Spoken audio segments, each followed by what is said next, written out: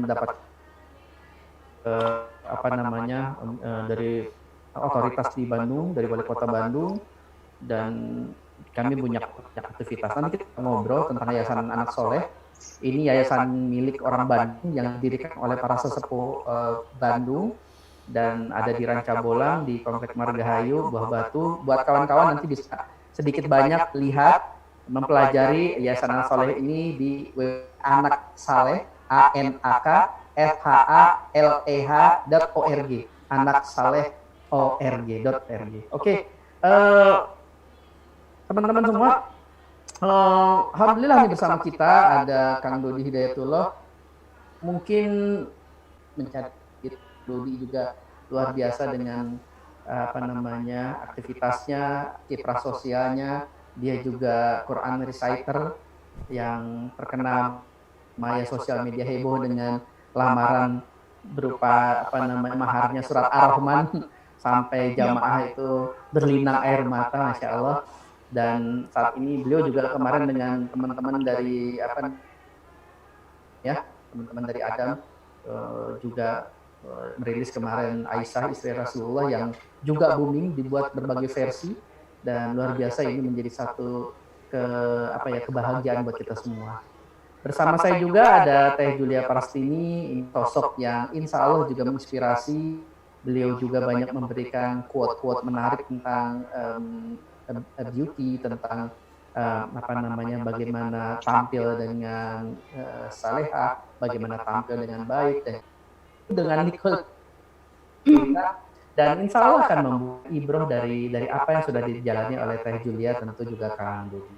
Mungkin saya ke Kang Dodi dulu nih. Kang Dodi, apa yang sedang dijalankan, seperti yang sudah sampaikan, barangkali masih kurang. Apa Kang Dodi yang sedang digeluti ataupun dijalankan pekan-pekan ini ataupun bulan ini? Baik, sekarang saya memang kesibukan karena kan biasanya selama ini saya memang solo untuk berkarya, tapi untuk di tahun ini terutama di awal Maret akhir Februari saya membuat satu grup boy band atau grup vokal lah gitu bisa dibilang, bergabung bersama Adam, dan alhamdulillah kita percisnya baru awal Maret, jadi mungkin sebulan lebih sedikit lah ya, sebulan setengah lah kita baru terbentuk Adam ini. Tapi kemudian selama sebulan setengah ini alhamdulillah masyarakat cukup memberikan apresiasi yang luar biasa, terutama di video yang kami yang pertama ya Rasulullah cover sekarang udah mencapai 1,8 juta. Kemudian Aisyah itu saya kurang tahu apakah sudah mencapai 7 juta per 8 juta, saya belum ngecek lagi. Tapi overall sih bagi kami itu adalah pencapaian yang luar biasa karena kami baru saja tergabung di bulan Maret awal gitu. Jadi kami berusaha untuk memberikan karya terbaik kami untuk masyarakat, kira-kira begitu. Saya geser dulu ke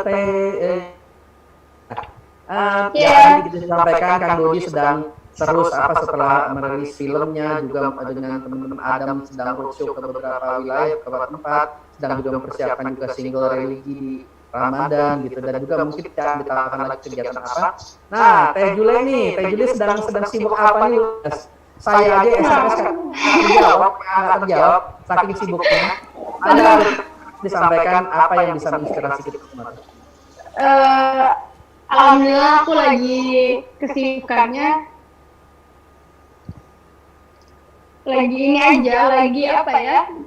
ngurusin beberapa. Aku insya Allah lagi mau launching produk make up, terus juga produk make up siap. Terus juga ada nanti mau launching project baru. Beberapa project baru. Apakah itu proyeknya? Boleh dapat bocoran kah? Proyek film kah? Film pendek kah? Film dokumenter kah? Atau endorser produk? Produknya nggak boleh. Produknya nggak apa-apa nggak disebutin, tapi sedang apa boleh tahu? Iya. Kepo dikit tanya. Produk aku sendiri ntar insya Allah. Mantap. Ada beberapa lagi sambil running juga belajar jadi bisnis tuh Adi. Masya Allah, aduh, Terus? bisnis kan. Terus juga ya masih ya gitu aja endorse gitu. Kawan-kawan semua yang dirahmati Allah yang sedang menyimak dialog ini diskusi ini di YouTube channelnya Kang Dodi Hidayatullah. Teman-teman, saya juga ingin menyampaikan bahwa Masya Allah, kami dari Yayasan Anak Soleh sangat bersyukur ketemu dua sosok anak muda ini yang kami cerita sedikit. Mereka itu memulai main ke Yayasan Anak Soleh karena tempat kami dijadikan shooting film apa ya Kang Dodi, saya lupa karena banyak banget sih yang shooting tempat kami, dan Kang Dodi nanti bisa menambahkan, Teh Julia nanti juga. Nah dari situlah alhamdulillah atas izin Allah sekali lagi sosok Dodi Hidayat dan Julia Prastini ini menjadi kita nyebut endorser ataupun ya goodwill ambassador kita lah ya, yang ingin menyuarakan Yayasan Anak Soleh, yang ingin menyampaikan program Yayasan Anak Soleh, yang semoga ini bisa menjadi bagian dari spirit untuk anak-anak muda yang lain kalau ingin bergelut di bidang-bidang sosial. Karena teman-teman ketahui sebelum dengan Yayasan Anak Soleh pun Teh Julia Dodi kiprah sosialnya luar biasa. Mereka juga bisa cerita bagaimana mereka juga berjibaku di kegiatan-kegiatan sosial baik di kampusnya maupun di kegiatan kemasyarakatan seperti itu. So Teh Julia ya tadi sedang launching produk, make up-nya, juga ada project beberapanya, juga sedang mencoba berbisnis. Aduh, aku jadi malu deh. Dia masih muda sudah berbisnis. Mudah-mudahan omsetnya luar biasa. Mudah-mudahan omsetnya baik, dan yang terpenting dari bisnisnya itu membawa berkah, dan yang terpenting juga selain berkah membuka lapangan kerjaan ya Teh ya. Iya. Nah, balik lagi situasi seperti ini nih. Aku mau ke Kang Dodi dulu, Kang Dodi. Ya, Kita tahu lah sekarang kondisinya baik di Jakarta, baik di Bandung, baik di beberapa tempat kita sedang diuji Allah, dikasih tantangan lah sama Allah, maupun di bumi Indonesia maupun di seluruh dunia dengan yang namanya si COVID-19 atau corona, ada corona terserah dari namanya apa gitu. Nah itu Kang Dodi, pandangan Anda tentang ya tantangan dari Allah ini dengan adanya ya challenge atau musibah penyebutnya ataupun kasus corona ini yang sudah hampir membuat kita sebulan, let's say stay at home, work from home, atau lockdown, atau sekarang PSBB namanya, apapun itu mirip-mirip. Nah ini Kang Dodi Hidayatullah memandangnya seperti apa nih Kang? Boleh kasih pendapat ke kami? ya, kita pandang dari sisi keilahian dulu ya, karena kita sebagai seorang manusia yang kemudian tidak luput dari Tuhan, yaitu yang menciptakan kita, maka kita juga kembalikan lagi sama Allah Subhanahu wa taala yang menciptakan virus ini. Karena virus ini adalah jundi min junudir rahman, salah satu tentara dari tentaranya Allah Subhanahu wa taala yang Maha Rahman. Oleh karena itu, pandangan dan sudut kita itu harus dikembalikan lagi. Mungkin saat ini Allah sedang ingin menguji kepada manusia agar manusia ini lebih dekat lagi sama Allah Subhanahu wa taala. Mungkin bisa jadi selama ini lupa tuh manusia itu. Mungkin selama ini manusia ini jauh. Biasanya kalau saya teliti di sebuah ayat Al-Ankabut ayat 2 misalnya, ahasiban nasu ayyutraku ayyaqulu amanna wa hum la yuftanun.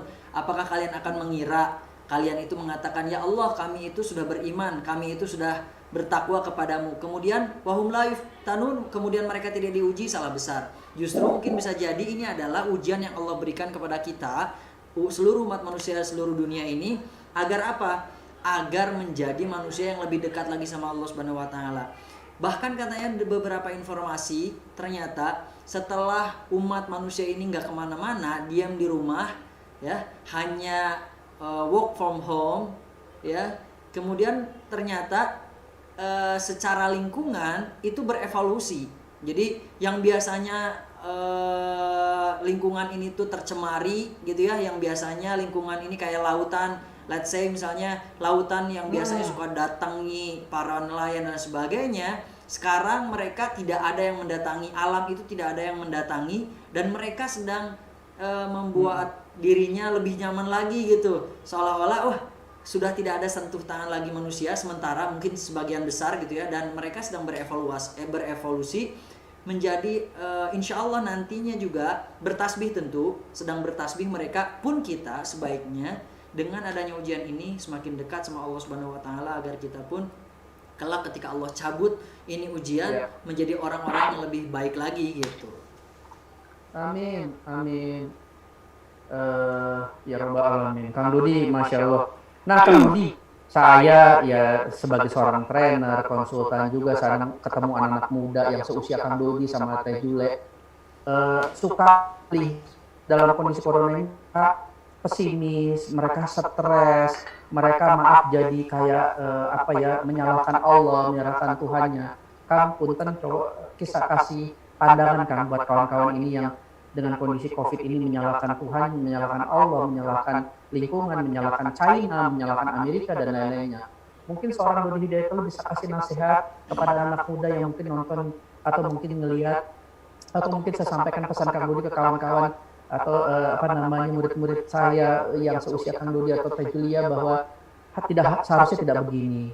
Mangga Kang itu dikasih nasihat mereka-mereka yang bawaannya stres. Kalau anak muda sekarang gabut lah, anak muda sekarang bilang betean lah di rumah, aduh bawaannya gimana. Tolong Kang Dodi nanti mungkin juga nanti Teh Julia saya minta nasihat. Kang Dodi dulu silakan.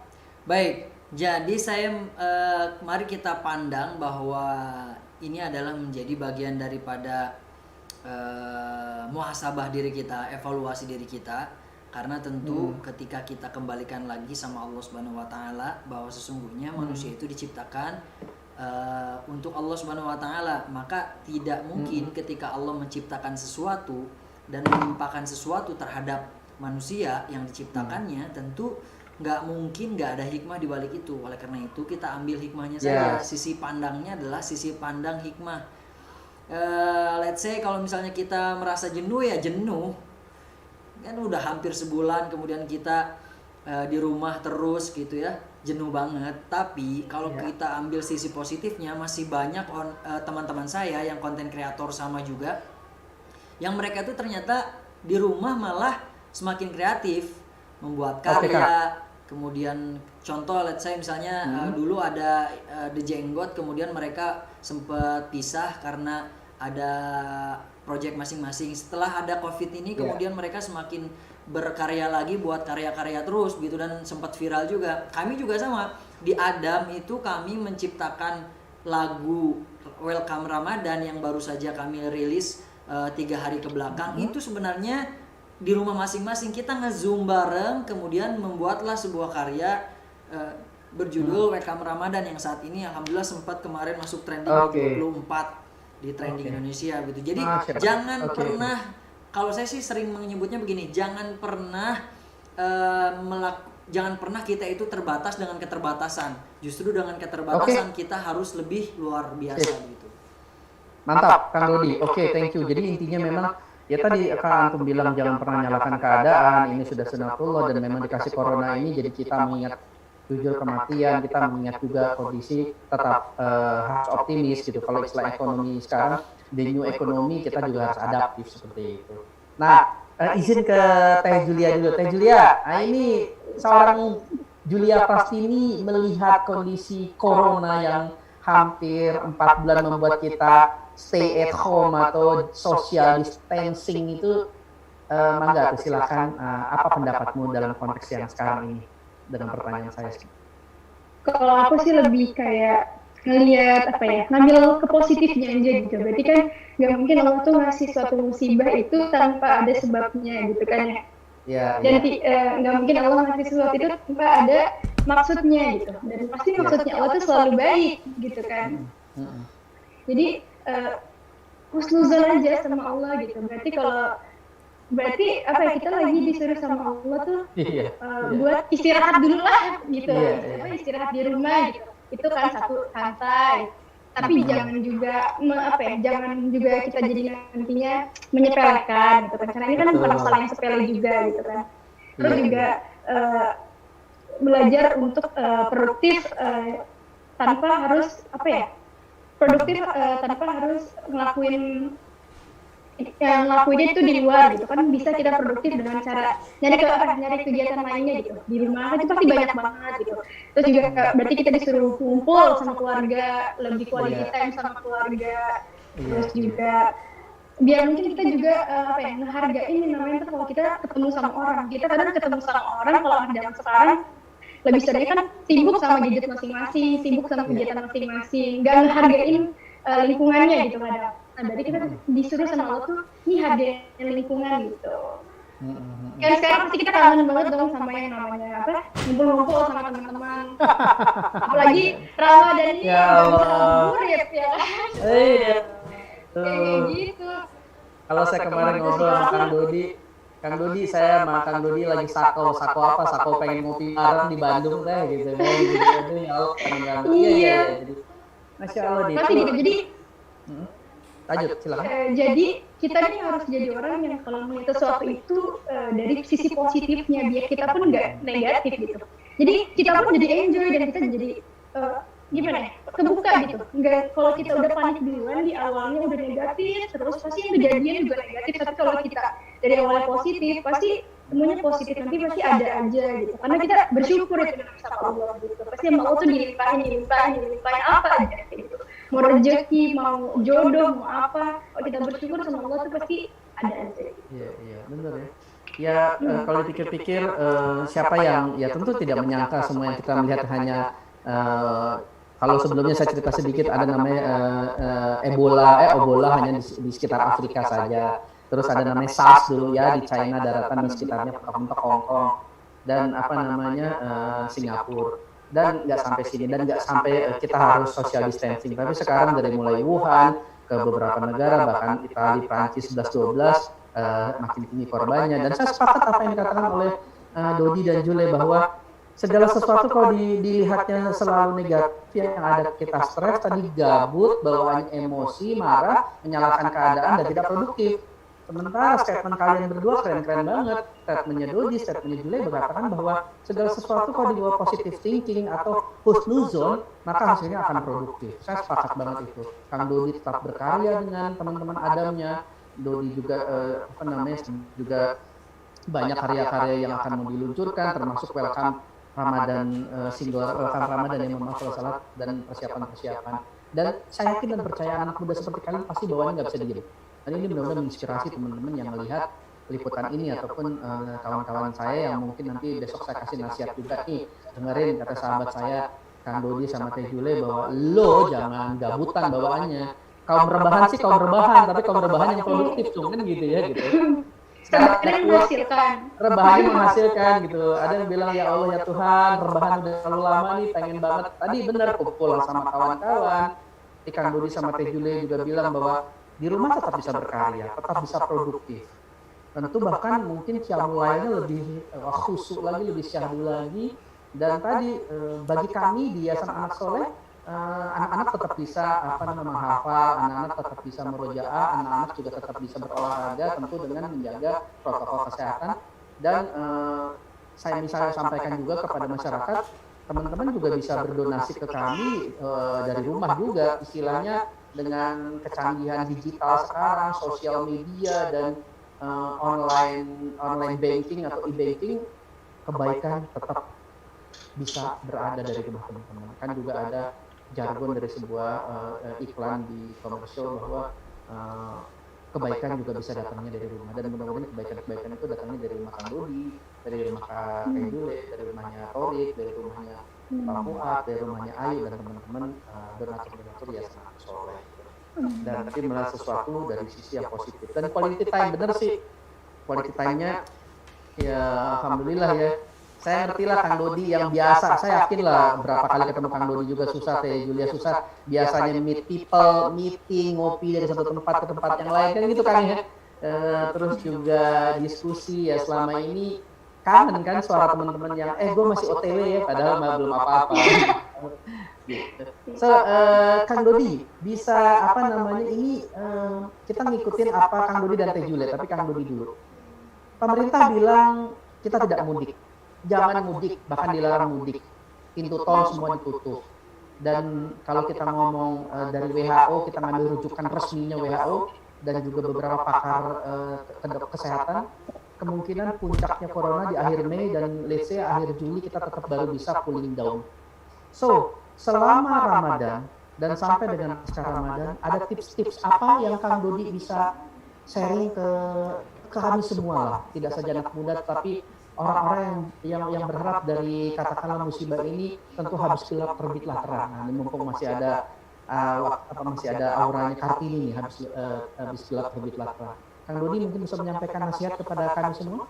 Baik, ini kita waktu teman-teman semuanya jangan lupa untuk donasi tinggal scan barcode ya buat anak yatim, karena sebelum saya masuk ke situ, karena tentu ketika kita bersodakoh apalagi untuk anak yatim, insya Allah tanfaul bala, karena sedekah itu adalah mencegah bala. Salah satu diantaranya mungkin bisa jadi adalah COVID-19 ini. Nah, ini waktunya kita cuma 5 menit lagi, nanti mungkin bisa jadi kita akan mati, kemudian kita akan lanjut lagi insya Allah. Nah, jadi insya Allah untuk yang bulan Ramadan ini saya punya program setiap pada subuh jam 5 itu saya bakal live Instagram seperti tahun sebelumnya itu live Instagram baca Al-Quran tilawah 1 juz dalam 1 kali live streaming insyaallah. Jadi tahun sebelumnya juga sudah dilaksanakan alhamdulillah selama Ramadan khatam insyaallah. Kang Dodi? Oh, halo? Ya, monitor. Oke. Jadi teman-teman bisa nyimak tuh yang melihat YouTube-nya Kang Dodi, bahwa insya Allah seperti tahun-tahun lalu Kang Dodi akan punya program live langsung. Tadi saya juga lihat di Instagramnya juz 1 hari ya, kalau nggak salah 1 juz setelah sholat subuh jam 5. Benar kan Dodi? Mohon dikonfirmasi betul ya? Betul, 1 juz dalam insya Allah kami dengan izin saya nanti sampaikan ke donatur-donaturnya Yayasan Anak Soleh, stakeholdernya Yayasan Anak Soleh, baik yang ada di Jakarta, di Depok, bahkan ada beberapa yang di luar negeri, mudah-mudahan bisa nanti bergabung, karena kami rindu dengan lantunan ayat suci Al-Quran. Ramadan bulan Syahrul Quran, Ramadan bulan mulia, Ramadan tidak pernah berkurang kemuliaannya, dan kami menyambut baik ide-ide dan nasihat seperti itu. Teh Jule, tadi mungkin Ramadan kita akan kita lalui di mana corona masih membuat kita tidak bisa keluar rumah, bahkan nanti puncaknya dikatakan akhir Mei ataupun bahkan Juli baru selesai. So, nasihat apa yang bisa Anda sampaikan buat kami ini, kita semua yang akan menjalankan bulan suci Ramadan yang insya Allah besok sudah tanggal 1 Ramadan, insya Allah. Kalau aku nggak bisa ngasih nasihat karena aku juga masih butuh banyak nasihat gitu ya. Cuman pengen berbagi aja sama teman-teman kalau numpung lagi di rumah aja, berarti ibadahnya mesti lebih mantap gitu kan. Dijaga gitu dari segala macamnya gitu. Kita mesti lebih bisa manage gitu. Jadi kita kita dari sekarang udah dibaca Al-Quran. Jadi nanti pas udah Ramadan bisa khatam berkali-kali tuh insyaallah gitu. Kalau rajin. Di babak pertama di sesi pertama Turki dari Yayasan Anak Soleh, sebuah lemfit yayasan yang ada di Bandung, tepatnya ada di daerah Rancabolang, Margahayu, Buah Batu. Kami punya yang ada di asramanya dan 60 yang kami sudah lebih 20 tahun, tepatnya tahun 97 kami dikukuhkan ataupun secara legal formalnya. Dan kami punya 5 aktivitas. Yang pertama adalah panti asuhan. Namun sekarang panti itu, nama kata panti tidak ada ya Teh Julia dan Kang Dodi, diganti namanya LKSA. Istilahnya Lembaga Kesejahteraan Sosial Anak. Ya mungkin nama panti terkait sama hal-hal yang negatif, jadinya LKSA, Kesejahteraan Sosial Anak. Terus Anak Soleh itu juga punya akikah, juga punya Jasmine Kitchen. Alhamdulillah kemarin kami sudah lebih dari 500 kotak kita sampaikan ke beberapa orang Bandung. Maksudnya rujukan fit, karena kita tahu teman-teman yang itu tidak saja butuh APD, tapi dia butuh asupan makan. Kita kirim sarapan pagi, makan siang dan makan malam, Kang di Mateju. Buat para petugas medis, tidak saja petugas medis, kami kirim untuk jaga 24 jam, petugas laboratoriumnya juga jaga 24 jam, yang mereka juga adalah pahlawan kemanusiaan. Dan mereka yang meninggal husnul khotimah, juga surga balasannya. Kita tahu banyak perawat-perawat dan tenaga medis yang itu anak soleh punya rumah tafis dan masjid Al-Ataf. Yang semua ini, Masya Allah, sekali lagi sahabat-sahabat saya yang baru menyimak di dialog ini, semua ini didukung juga sepenuhnya, didukung juga oleh luar biasa, oleh goodwill ambasador kita, penyeru dong buat berdua nih, luar biasa nih anak muda. Nah, ada satu lewat WA saya, mungkin follower saya, teman saya, Kang Nastorik, tanyain dong ke Kang Dodi sama Teh Dia nih, simak pertanyaannya. Setiap orang itu kan pernah punya cobaan, jelas Nabi dicoba sekelas Nabi. Nah, ini nanya ke Teh Julia dulu yang pertama, lalu ke Kang Dodi. Teh Julia, dalam perjalanan hidup kalian berdua, kan kalian juga pernah ada di titik nadir, cobaan yang membuat kalian ada di sebagai manusia biasa dalam ya, mungkin sekolah, entah dalam bisnis, dan bagaimana untuk meraih titik-titiknya. Tentu nggak gampang, tapi kita perlu tahu kok kiat-kiatnya. Saya juga ingin tahu dan mudah-mudahan ini menjadi pembelajaran buat saya. Mangga, Teh Julia, silakan di-sharing saja. Jadi dulu aku pernah sampai menyalahkan Allah gitu. Menyalahkan Allah gitu di kehidupan aku ya. Jadi aku kan pesantren dari kelas 5 SD. Terus aku pesantren waktu itu di SMP. GSM. Terus di situ banyak lah dari teman-teman pengen ngejatuhin gitu, yang omongin tuh banyak gitu. Padahal kita nggak ngapa-ngapain gitu, tapi kayaknya salah aja di mata orang.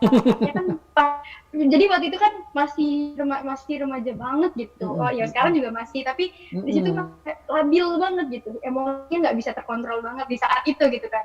Terus ya itu satu. Terus juga jauh dari orang tua kan di pesantren, jadi merasa kayak, duh kok gue nggak ada yang ngedukung nih, kok gue nggak ada yang merhatiin, lagi butuh cerita tapi nggak ada orang tua, susah banget gitu kan.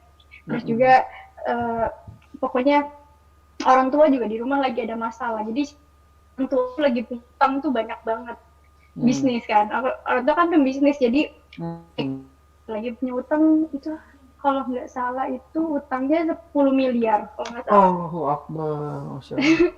Punya utang 10 miliar di situ saat itu. Abis itu aku juga ada jadi lagi butuh support, tapi kanan kiri depan belakang tuh nggak ada yang bisa dijadiin sandaran tuh nggak ada gitu. Sampai akhirnya kan di situ bilang, kamu tuh nggak berangkat, kok aku dikasih hidup tuh gini banget gitu. Kenapa aku kok dikasih hidup kayak banyak lah, mungkin kalau teman-teman seumuran masih SMP atau teman-teman masih SMA itu pasti pernah ngerasain di masa-masa kayak gitu ya. Kayaknya gimana ya, kayak ngemandang hidup tuh pasti kok berat banget gitu. Padahal kita kalau ngelihatnya ke bawah, kalau kita lihatnya ke bawah itu lebih parah dari kita gitu kan ya. Tapi di situ juga nggak bisa bersyukur, jadinya kayak menyalahkan keadaan, nyalahin semua yang ada, nyalahin Allah juga di situ juga posisinya. Terus nyalahin Allah gitu, kayak bilang, oh dikasih hidup kok gini banget ya, oh kok aku dikasih hidup tuh gini lah gitu, nyalahin Allah. Kenapa sih Allah malah ngelahirin aku di keluarga yang kayak gini, kenapa sih Allah tuh nakdirin aku tuh kayak gini, coba aku kayak gini dulu, coba gini. Nah ya pernah di posisi itu gitu.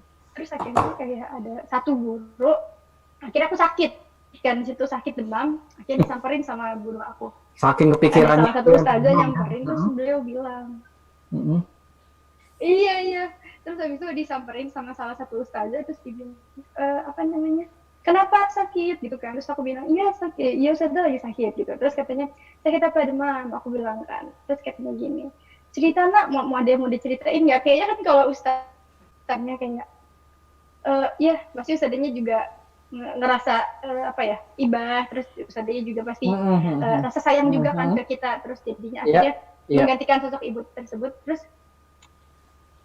dikasih nasihat lah gitu. Beliau bilang kayak gini, kalau Allah itu sayang sama hambanya, pasti cobaannya banyak. Karena pasti dilimpahin cobaannya tuh lebih banyak dari hamba yang lainnya. Karena Allah tuh pengennya kita nih ke Allah terus mintanya gitu. Maka dikasih jawabannya lebih banyak karena Allah sayang. Ya kalau dalam hati anak umur segitu bilangnya, ya Allah sadar nggak ngertiin banget sih orang lagi kena masalah nggak dibilang Allah sayang, ngomongnya gitu kan.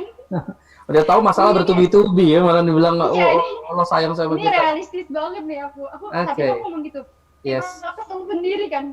Aduh ya orang lagi kesel gitu kan. Kalau ditambah sama Jule, terus Jule itu ngeluhnya ke yang nggak jelas katanya, makanya itu apa ya, jadi penyakit hati sendiri, penyakit pikiran sendiri, karena Jule muter-muter di situ aja tapi nggak dibalikin sama yang ngasih masalah, coba dilemparin sama yang ngasih masalah gitu kan.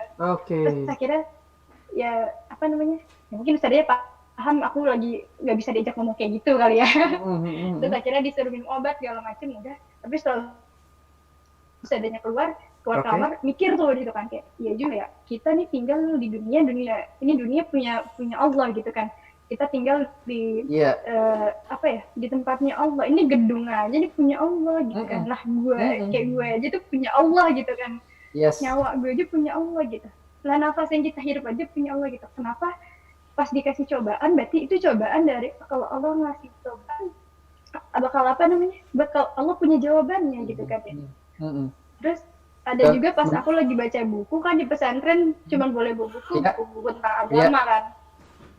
Pas banget lagi baca buku itu, geletak sih bukunya tuh geletak. Terus aku kayak iseng lagi ngebuka, salah gitu. Kasih sama ustazah nggak gimana ceritanya, karena memang skenario Allah kebuka gitu ya di depan kamu yang ada quote.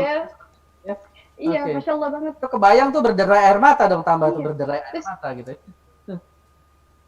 Terus iya akhirnya di situ mikir, wah hina banget ya orang, masa kayak aku nih hina banget gitu. Semakin Allah sayang sama kita, maka Allah kasih coba yang juga besar gitu, supaya kita balik lagi kepada Allah. Mungkin pada saat itu kamu dicoba sama Allah, mungkin Allah lagi ingin kamu lebih dekat, karena pada saat itu tanda petik kamu lagi jauh kali gitu ya. Iya. Nah jadi sekarang tuh jadi paham tuh Pak. Jadi kalau kita cara pandang kita, kalau kita positif, semuanya positif, enak deh jalan. Kebahagiaan atau tadi itu apa namanya, sesuai dengan cara pandang kita. Kalau kita bawanya enjoy, kita bawanya enak semua. Sip. Alah, jempol tepuk tangan lah buat Julia, luar biasa. Oke, thank you. Kang Dodi, Kang Dodi, pertanyaan yang sama, pasti seorang Dodi Hidayatullah yang mungkin juga ya dengan jam terbangnya sekarang, bahkan kemarin saya ikut nyimak tuh, saya ingin ngeliat tuh Kang Dodi ngeluarin lagu hip hop, ada tuh follower yang nyinyir, ya Allah panutanku ternyata sukanya lagu-lagu kafir dan sebagainya. Wah, saya ikut ketawa gitu. Dalam hati saya greget juga tuh Kang Dodi gitu, tapi Kang Dodi dengan santainya dijawab juga dengan enjoy, dan akhirnya orangnya itu kalau nggak salah minta maaf ke Kang Dodi. Nah itu salah satu ya bagaimana seorang Dodi bisa menjawab atau bisa membalikan satu kondisi yang mungkin enak buat dia dengan cara yang wise. Nah pertanyaan yang sama, seorang Dodi Hidayatullah pasti dalam perjalanan karirnya atau sampai sekarang ini nggak mungkin nggak punya kondisi di mana berada. Dari anti Pontianak nanya nih, ini kondisi seorang Dodi kalau udah titik nadir gimana sih kiat-kiatnya supaya nggak baperan, nggak gabutan, nggak gampang stres, dan akhirnya balik lagi menjadi seorang yang benar-benar menjelma lebih baik lagi setelah dihantam badai cobaan. Monggo Kang. Jadi kalau misalnya mau berbicara masalah tuh terlalu banyak lah kalau mau diceritain satu persatu. Ketika keluarga saya yang tadinya Bapak kan kebetulan Bapak itu abis saya itu dulu kerja di industri pesawat terbang Nusantara IPTN. Kemudian Allah takdirkan harus di PHK, itu jatuh banget. Ya, itu jatuh banget lah, merasakan yang tadinya saya kuliah di Husnul Khotimah, kemudian harus dikeluarkan karena nggak mampu lagi untuk biaya, tapi tetap saya pesantren tahfiz Quran di Taruna Al-Quran di Jogja waktu itu. Kemana-mana saya berjuang, intinya keluarga kami itu nggak mudah lah. Kalau berbicara dari awal itu saya pas ketika aliyah saya harus menjadi seorang, waktu itu ketua OSIS, tapi juga setiap setelah sekolah saya harus jadi kondektur angkot gitu, karena waktu itu bapak saya cuman punya satu usaha, yaitu setelah keluar dari pesawat terbang Nusantara itu, kemudian sempat bertaninya waktu itu lagi moneternya tuh tahun 98 itu kan rame-ramenya moneter tuh. Kemudian betul, akhirnya krisis moneter dahsyat itu. betul, hingga akhirnya beli tanah, kemudian bertani, tetapi kemudian jatuh. Saat itu akhirnya harta yang cuman satu-satunya itu adalah angkot.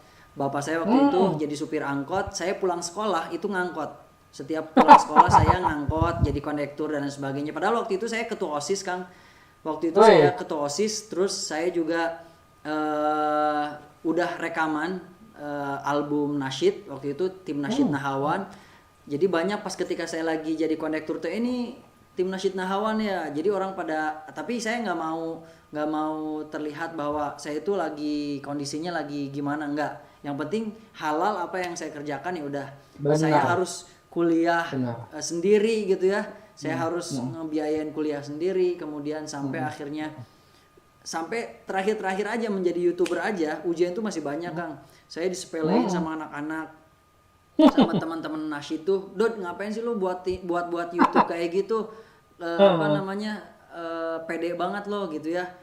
Buat konten, lo upload, buat konten, suara biasa-biasa aja tapi tetap saya pantang mundur, lanjut aja terus." Dan saya buktikan itu, Kang, hingga akhirnya saya di tahun 2017 akhir 2018 itu saya menjadi satu-satunya YouTuber yang pertama kali mendapatkan silver button anak-anak nasyid. Jadi di antara anak-anak nasyid ya, antara anak-anak nasyid waktu itu yang pertama kali mendapatkan silver button adalah saya. Jadi saya selalu bilang begini, kalau bisa orang-orang yang nyinyirin kita ya, orang-orang yang selalu selama ini julid sama kita, kalau bisa kita tampar dengan karya kita udah selesai. Betul. Selesai, capek-capek gitu ya. Ngapain kita misalnya kita habisin waktu untuk ngurusin mereka, ya nggak? Kejulitan mereka. Betul. Ngapain ngurusin? Habis energi kita. Mending kita pakai energinya untuk membuat karya dan buktikan tampar mereka dengan karya kita. Termasuk ketika saya masih tetap dijulidin sama teman-teman satu komunitas. Si Dodi kok pede banget di YouTube gitu ya. Lalu kemudian yang pertama saya keluarkan dengan karya satu-satunya anak nasyid yang mendapat pertama kali silver button, kemudian mereka diam semua tuh. Terus yang kedua, pas ketika 2018 saya mendapatkan satu-satunya YouTuber dari sekian YouTuber yang daftar waktu itu untuk menjadi petugas haji, dan alhamdulillah saya menjadi satu-satunya YouTuber yang menjadi petugas haji. Itu saya tampar lagi tuh anak-anak yang selama ini ngejulidin saya. Dan alhamdulillah mulai merangkak kehidupan saya. Jadi saya punya bisnis selain YouTuber itu, saya punya PH production house, kemudian saya juga punya event equipment kayak sound system, lighting dan sebagainya. Saya terus merangkak terus. Walaupun saya juga selalu begini, Kang, kalau kamu misalnya ingin berhasil, kalau kamu ingin dilayakkan rizki kamu ditambah sama Allah Subhanahu Wa Taala, maka kemudian kamu juga harus melayakkan diri bahwa kamu itu layak untuk diberikan si harta yang lebih besar. Nah, caranya gimana? Caranya adalah dengan kita itu jangan pernah merasa bahwa rizki yang Allah berikan itu milik kita seluruhnya. Saya selalu begini, Kang. Ketika misalnya saya sama teman-teman komunitas saya yang sekarang ya di para pengusaha, kalau misalnya kita lagi kalau kita lagi pada meeting nih, justru kita tuh pas ketika mau bayar di kafe tersebut tuh Pak Boro-boro atau bahasa Sundanya mah, udah dari saya aja dong. Pada nggak udah dari berebutan. Kalau orang Jakarta bilang berebutan. Iya, udah. Nah itu. Jadi terus ditambah begini, saya masih tersentil sama teman saya, dia itu Kang Selamat Sukardi, raja Facebook. Dia pernah bilang ke saya, Dod, kenapa saya sekarang punya anak yatim yang saya biayai, dan itu anak yatim itu hafal Quran semuanya. Kenapa? Karena supaya saya minta kepada Allah itu enak gitu. Jadi pas ketika kita berdoa dan minta sama Allah, ya Allah tolong turunkan saya omset 1 miliar di bulan ini, karena di belakang saya ada anak yatim yang saya biayai. Itu enak, ada reason. Oh iya, lu layak, lu dikasih. Gua kasih 1 M untuk 1 bulan itu karena di belakang lo itu ada anak yatim. Reasonnya jelas. Iya. Dibandingkan misalnya gini, ya Allah, saya minta 1 M untuk omset sekarang. Buat apa lo gitu? Iya. Buat diri Iya, lo betul. enggak gitu. Nah, justru sebenarnya infak, sedekah dan lain sebagainya itu adalah sebagai di antara bagian daripada reason kita sama Allah. Ya Allah, di belakang saya ada anak yatim, tolong saya bantu saya supaya omset saya 1 miliar supaya saya bisa memberikan sedekah yang besar buat mereka. Itu kan cakep tuh begituan. Betul. Jadi jangan minta kaya tapi nggak ada reason ya, cuma minta kaya doang, reasonnya nggak ada gitu kan. Nah, Tapi betul. kalau kita minta kaya, ya Allah aku ingin berjuang di jalanmu, ya Allah aku ingin membahagiakan anak yatim, aku membahagiakan banyak janda lansia, aku ingin banget banyak bangun jembatan di Kabupaten Bandung yang jembatan terputus, aku ingin bangun banyak rumah tahfiz, aku ingin banyak bikin rumah baca, Julia Prastini rumah baca misalnya, dan Dodi Hidayatullah bengkel kreatif dan sebagainya kan ya gitu. Masya Allah. Saya pikir ini jawaban yang sangat menarik tadi, bahwa dalam konteks kita di titik nadir tentu ada apa namanya, Allah ingin kita bangkit. Allah ingin kita berbuat yang lebih baik lagi. Tidaklah istilahnya Allah memberikan beban kepada suatu kaum gitu, apa namanya, karena memang beban itu tidak sesuai dengan kapasitasnya gitu kan, kapasitas diri kita. Alhamdulillah ini di sesi kedua kita sudah ada di penghujung. Terima kasih Kang Dodi Hidayatullah, Teh Julia Prastini, kurang lebih 1 jam kita berdiskusi dan menarik sekali. Sebelum ditutup, Kang Dodi ada yang mampir gak ke pertanyaan ke Kang Dodi atau Teh Julia? Belum ada? Kita coba cek dulu di saya. Ada satu lagi tapi pertanyaannya sama tentang ini, nggak tahu ya, mungkin di kondisi COVID ada aja apa pertanyaannya lebih kepada problem, masalah, tadi betean, kaum rebahan udah capek, terus pengen bangkit seperti apa gitu. Tapi setelah Masya Allah saya sendiri belajar teman-teman, jadi dalam dialog ini sebagai moderator pun saya juga harus belajar ke kalian anak muda yang jauh lebih sukses dalam konteks tertentu dibanding saya, karena saya melihat kalian masih muda aja sudah luar biasa. Tadi jangan ngelihat sekarangnya, bener kan? Jangan ngelihat Dodi Hidayatullah sekarangnya, Betul. jangan ngelihat Julia Prastini sekarangnya. Dia nggak tahu sebelumnya Julia Prastini banting tulang, istilahnya dibanting lagi sama Allah, bangkit lagi, dibanting lagi sama Allah, dikasih cobaan sampai titik nadir, alhamdulillah sampai sekarang. Termasuk Kang Dodi juga dibanting berapa kali, sempat jadi kondektur angkot, ayah Teh Julia sama ayah Kang Dodi juga pernah dapat cobaan. Aduh ya Allah, mudah-mudahan ini semua menjadi pembelajaran buat kita. So sahabat-sahabat semua yang dirahmati Allah, senang banget ini saya Tori Torki hari ini dapat belajar dari anak muda, sosok yang bagi saya pandangi, saya lihat, saya follow IG-nya, saya follow kiprahnya, Dodi Hidayatullah, Julia Prastini. Ini 2 sosok yang soleh-soleha yang mudah-mudahan bisa menjadi panutan, dan saya saran ke kalian tetaplah konsisten di jalur kebaikan. Apapun profesi kalian, saya dukung bisnisnya Julia Prastini supaya lebih sukses, produk kosmetiknya halal, thayyib, juga dibeli oleh konsumen, dan berharap ada keberkahan. Jangan lupa sisihkan zakatnya dan berbagi. Untuk Kang Dodi, sukses juga musiknya, sukses juga adamnya, sukses juga singlenya, bisnisnya, sound systemnya, dan jangan lupa terus berbagi dan selalu berikan nasihat-nasihat yang terbaik buat kawan-kawan. Sebelum ditutup kawan-kawan, jangan lupa tema kita adalah kumpulkan kebaikan, sempurnakan Ramadan. Saya ingin satu quote atau satu pesan dari seorang Kang Dodi dulu kepada pemirsa atau kepada para penyimak ini, satu hal simpel saja terkait sama kumpulkan kebaikan, sempurnakan Ramadan dalam rangka COVID ini, dan juga Teh Julia juga nanti sampaikan hal yang sama. Mangga Kang Dodi dulu. Kalau menurut saya jangan jadikan keterbatasan ini terbatas. Justru kalau bisa jadikan keterbatasan itu harus luar biasa tanpa batas. Salah satu di antaranya adalah dengan memberikan donasi terbaik kita dari rumah aja. Kita bisa sodakoh insya Allah untuk saudara-saudara kita di anak soleh insya Allah. Oke, terima kasih Kang Dodi. Teh Julia Prastini, satu closing statement tentang kumpulkan kebaikan, sempurnakan Ramadan, silakan.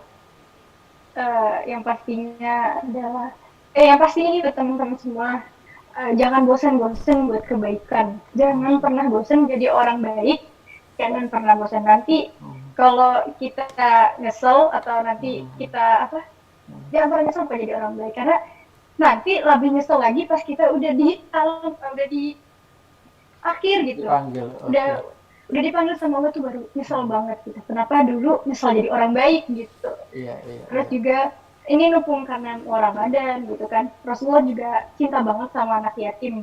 Teman-teman pasti tahu banget ya. Rasulullah cinta banget sama anak yatim. Bahkan Rasulullah kan ngasih hadisnya apa? Kalau barang siapa yang apa? Aduh di hadisnya gimana? Yang mengasihi menyantuni anak yatim maka di surga bagaikan seperti ini nih katanya kata Jari Rasulullah. telunjuk Telunjuk dan- dan Oke. juga jari tengah. Kata Allah, Masya Allah banget kan gitu.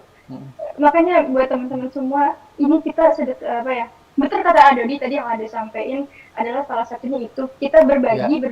Karena kalau kita berbagi nih, pasti balik ke kitanya pun juga Iya. apa ya namanya? Pasti balik ke kita Pasti kalau balik kita lagi sebenarnya berkah, kalau kita berbagi itu bukan kita berbagi kita ngasih ke orang, tapi kita ngasih buat diri kita sendiri gitu. Pasti kelempar ke kita lagi gitu, tenang aja. Penting ikhlas gitu. Amin, amin ya rabbal alamin. Aduh, senang Makanya banget jangan hari lupa ini. banyak-banyak berbagi. Di Jangan bulan lupa Ramadan ini. banyak-banyak berbagi di bulan Ramadan. Terima kasih. Sekali lagi, Masya Allah, secara pribadi, izinkan saya mohon maaf lahir batin kepada kalian semua, Kang Dodi Hidayatullah. Selamat sekali lagi atas kelahiran putranya ya Kang ya. Ya, Yang Oh iya, barakallah. ya, Adodi. barakallah. Yang ketiga, semoga menjadi pelita rumah tangga, menjadi anak yang saleh dan salehah untuk Amin. keluarga yang sakinah mawaddah warahmah. Amin. Juga Teh Julia Prastini, salam untuk keluarga besarnya dan juga aktivitasnya lancar semua. Allah menjadi saksi kebaikan kita bertiga saat ini, dan tentu jika ada lisan saya yang tak pantas terucap karena ini bagian dari diskusi yang mungkin saya hilaf, yuk kita sama-sama istighfar dulu 3 kali. Astagfirullahaladzim, astagfirullahaladzim, astagfirullahaladzim. Sahabat-sahabat semua, terima kasih menjadi garda terdepan mendukung Yayasan Anak Soleh. Jangan lupa buat kawan-kawan di luar sana yang menyimak diskusi ini atau follower saya, follower Kang Dodi, follower Teh Julia Prastini, jangan lupa kunjungi www.anaksoleh.org yang di Ramadan ini punya campaign kumpulkan kebaikan, sempurnakan Ramadan. Kita punya program banyak untuk COVID, untuk APD, untuk Ramadan Rupawan menyediakan baju-baju untuk anak yatim, juga nanti juga ada ke beberapa mall untuk kalau bukan mall tapi ke beberapa tempat yang nanti kita bisa ajak anak yatim yang dibolehkan lah, seperti ke sebuah produk of fashion yang nanti anak-anak itu akan memilih baju sendiri. Sekali lagi terima kasih, semoga Allah menjadi saksi kebaikan kita semua. Kang Dodi Hidayatullah, Julia Prastini, mari kita akhiri dengan doa kafaratul majelis.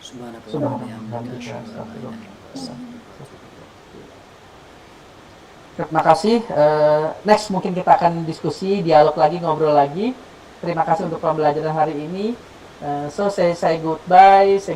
Wassalamualaikum warahmatullahi wabarakatuh. Dadah. Thank you. Waalaikumsalam. Sukses semua ya.